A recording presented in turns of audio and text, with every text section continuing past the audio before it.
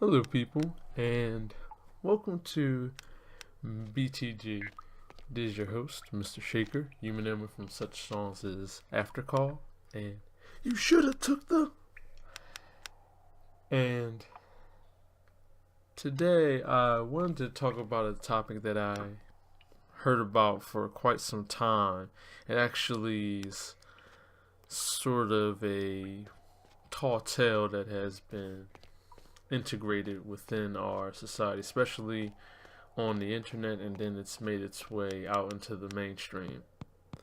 At least where I first saw it was on the internet. So I'm uncertain if somebody heard it mainstream first, and then I'm believing actually that might have been the case. Someone heard it first and then put it out there, or maybe someone made it up, or took some pseudo data and then implemented it. Similar to how when they say that people using all of their, or not using only 10% of their minds, which someone else told me about. Well, actually, I heard someone actually say that 10% myth, and I was telling them, that's actually false. We actually don't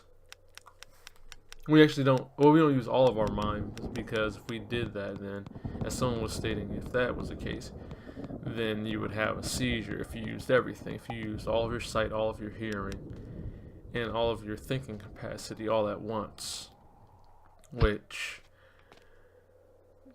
wouldn't be great if one were to have a seizure. And one thing that I was looking at was this. I think I saw somewhere where it stated that people who are smarter, actually their brains don't work as hard. You won't see as many neurons firing off in their head or their brain, because of the notion that since they are so smart, it's easier for them to work out problems. Their brain actually works more efficiently, and I believe that's not exactly the case that their brains working more efficiently. It's just that the problems that are easier for them to figure out, their brains work more efficiently. However, if you had something that was as challenging for them as it was for the individual of said lower intelligence, then you would have, if it was in the same ratio, then it would be equivalent. It's almost like the Superman versus, almost if you have Superman versus the Superman villains rather than Superman just versus only Batman villains.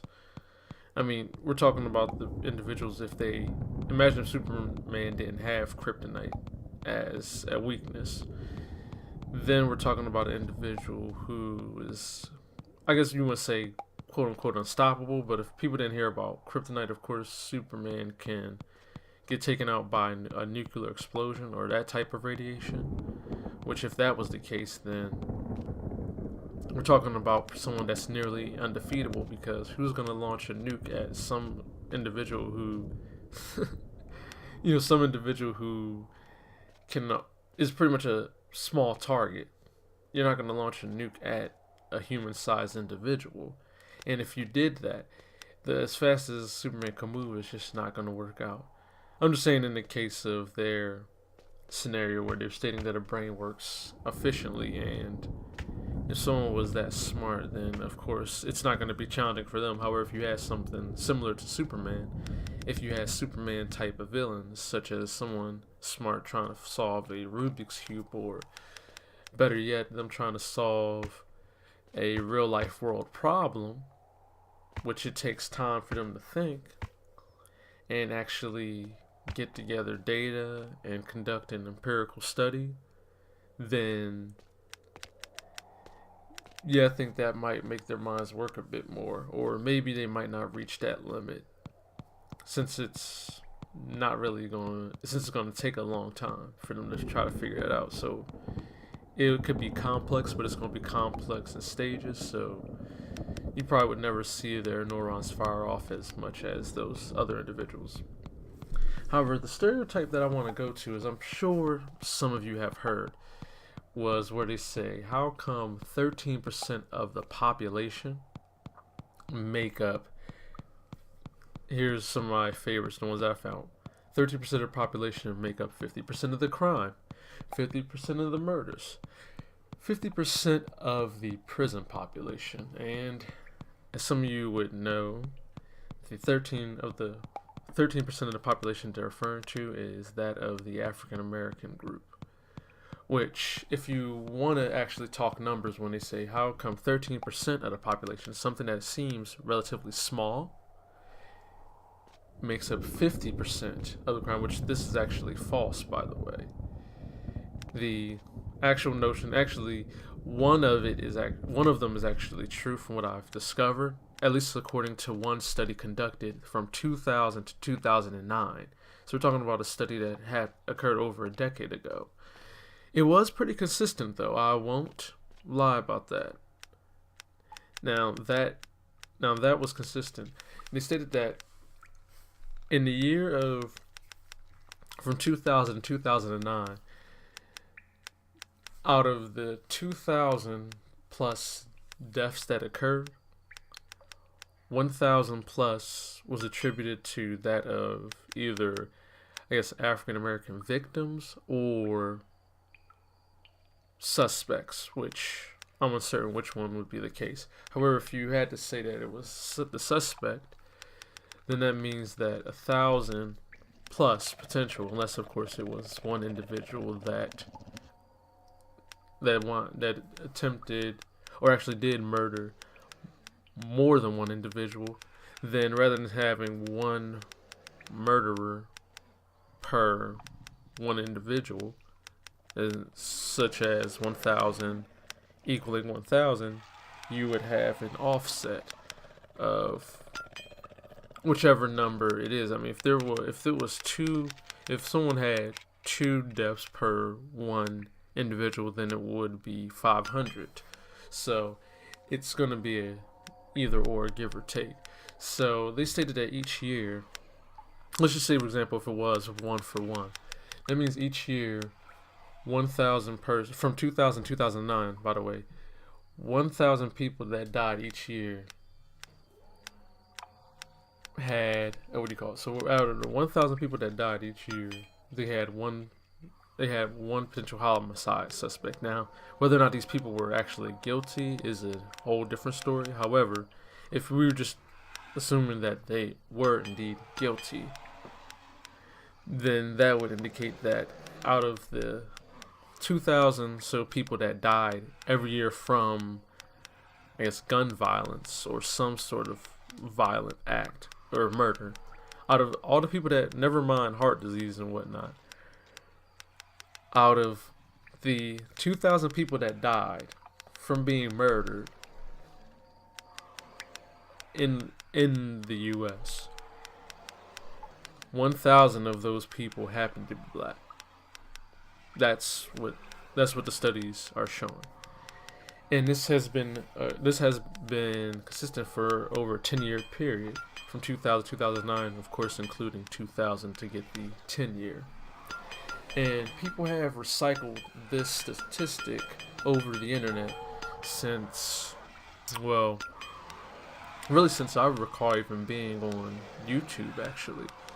So I think probably a year after the study was done, that's when I started seeing it. So sometime in 2010 is when I've seen this myth just perpetuate. And I've seen people where they said 13% of this population makes up 50% of the prison population, and someone actually said, wait, hold on a second, actually it's 49%. They said, okay, fine, 49%, which the people in the U.S. prison system is about 2.2 million in the prison system. And they were saying, okay, so they make up 49%, not 50, but 49%, which of course would mean that maybe the majority is, well, I guess you can't say the majority is Caucasian at that point. You just say the majority is African American, or we'll just, for time's sake, black. So, since the majority of those individuals are not black, then they'll say, okay, so, or since everybody likes to put it in terms of black and white, then they'll say, okay, so 50% of the people were white, even though that's not what the studies were showing. They'll say 50% of them were white. However, if you look at the population, given the rate, and that it was 13%, that let's just no, seriously, this is what the people were doing in the comments section. They say, okay, so take that rate, and then if you were to scale it up to the same rate as the other people who make up a majority of the prison population, then you will see a problem. So pretty much pound for pound is what they're looking at. And from what I've discovered was that there was another study that came out, and this was not too recent. I mean, it was more recent than the other study I was telling you about, which was they say that actually 32% of the people that are in prison, that are convicted, are actually African Americans. So 32% of the prison population. So out of that 2.2 million, I don't know if that includes probation or parole as well, or does it just include people who are in jail or prison, or just prison itself? I don't know if it includes the people that are in county.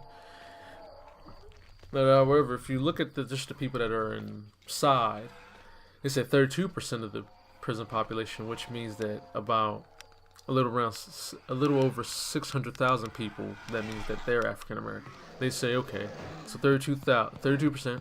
However, based on the notion that it's 13% of the population that's causing this problem, remember that 13% of the population that's causing this, that is the issue. And I'm sure some of you who actually graduated, you know, I guess I would say, because I'm not sure what they're teaching kids these days. Maybe they're teaching people in Generation Z better math, or maybe these people that are citing these statistics have not encountered or have not had a statistics class. I'm not sure. If they did, then, you know, shame on them. Because what they're saying is essentially 13% of the U.S. population, which is approximately 40 million people, are responsible for 1,000 murders. Think about it this way. Think of these numbers listed as, or said as such. 13% of the population make up 50% of the murders. Now, let's put it this way. Now, let's actually cite the actual numbers rather than percentages. 40 million people responsible for 1,000 murders. Doesn't seem so likely at that point.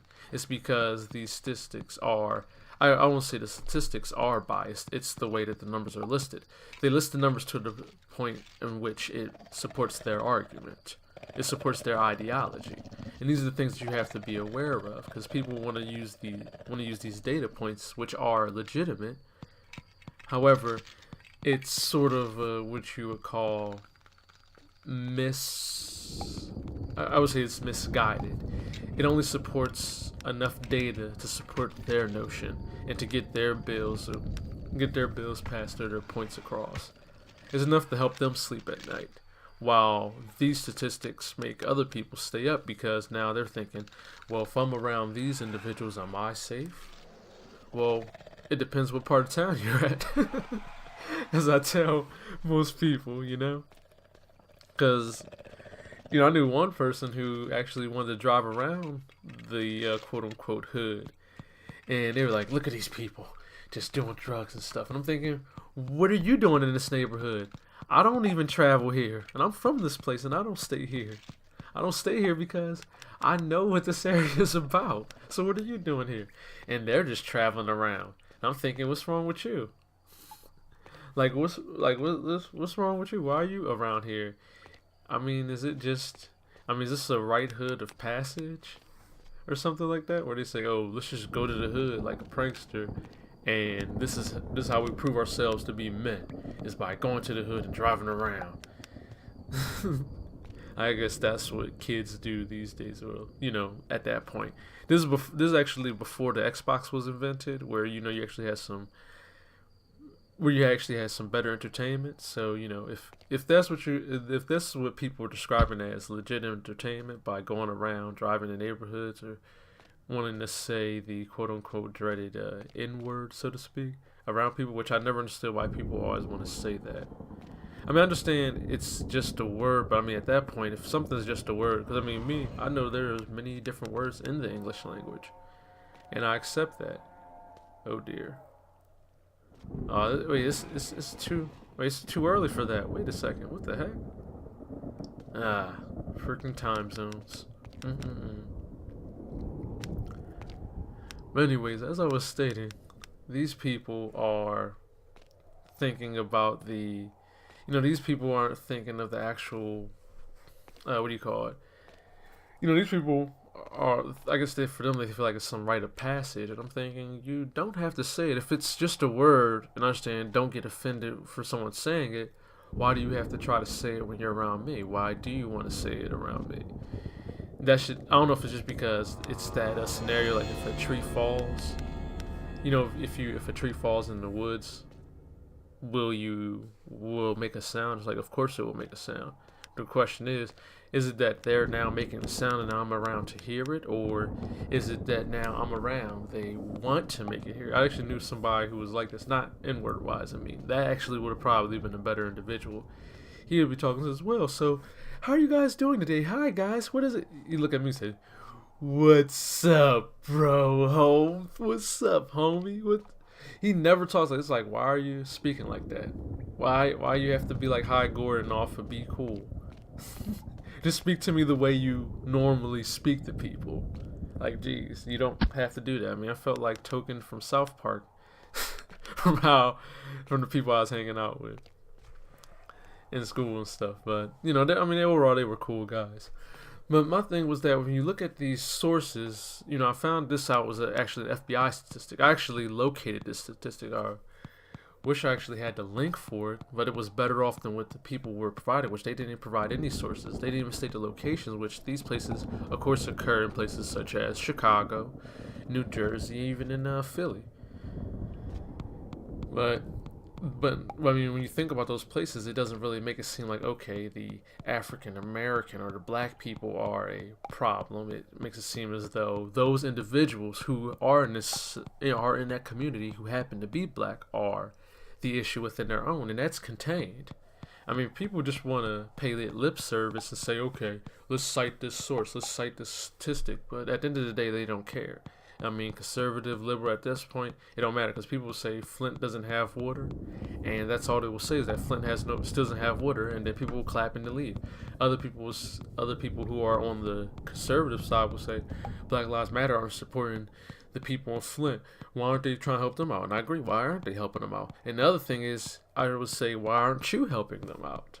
And no one will say anything about it, and they'll say, well, they don't care. Well, then I guess you're just as bad as them, or maybe you're even worse, because you're acknowledging the problem and you're not even thinking of a solution. You're not even thinking about trying to solve it, which it does indeed make them even worse, because you know about it. It's like you have no excuses now. So, don't try to compare yourself to other people. Compare yourself to you. Like off of Kingsman when they say that you shouldn't be trying to. The one line from Kingsman when he stated that you shouldn't try to measure yourself against other people for your progress. You should measure yourself from the person that you were yesterday. And that is how you should conduct your study. Or that's how you should conduct your process. Or your progress. You should conduct your progress by looking at your own attributes. Don't ride on the curtails of one's ancestors, as people like to do all the time, saying, my ancestors did that, my ancestors did that. I mean, myself, I know people like to look at me and think, okay, I'm going to have this one ancestor. But I mean, I have ancestors that were in Europe. Or in the Middle East. I don't know what percentage of that is, but I mean, they're still my ancestors. I mean, I'm not going to throw them under the bus because somebody wants me to adopt my own skin tone. I mean, that's part of my family lineage. They made who I am. I mean, all these studies, they wound up making me who I am today. Part of that DNA, trickled down like a sort of an Assassin's Creed effect, and it made me. So I'm thinking, I gotta pay homage to all of them, you know what I mean? But that's just how I feel about it. But I mean, if any of y'all actually do encounter any of these people who don't, who focus on these studies, and also who don't even account for, gender or even age. Because I mean, if you want to talk about the working population in the U.S., which I found out is about 120 million, if you want to say 13% of that population, which most people that do commit crimes are 18 through the ages of 18 and 44, or adults, so to speak, or it couldn't be young adults. Those individuals are now, what did you say? Now, if you take 13%, that's 15 million people at that point. And I mean, either way you want to put the statistics, you find out that the numbers themselves, they don't lie. And if they don't lie, then that means that really you're trying to demonize that many people over 1,000. So 1,000 people, you want to demonize 15 plus million, and people and 15 others, and other people who don't even exist yet. You're already condemning them. It reminds me of this white privilege thing, which I want to talk about in another video. I mean, these people are being demonized as well, because I mean, it's like they weren't around during this time period. Because I find it silly. No, I'm not going to cite a statistic about how most white people make up the population of drug users, yada yada yada, or shoot up school, yada yada. Because at the end of the day, perpetuating that is the problem. So we're not doing that here. We're just gonna solve this BS, put it to the side. Another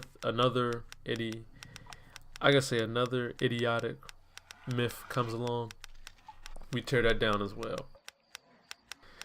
But alright, people, this is Mr. Shaker, and I am out. I can reassure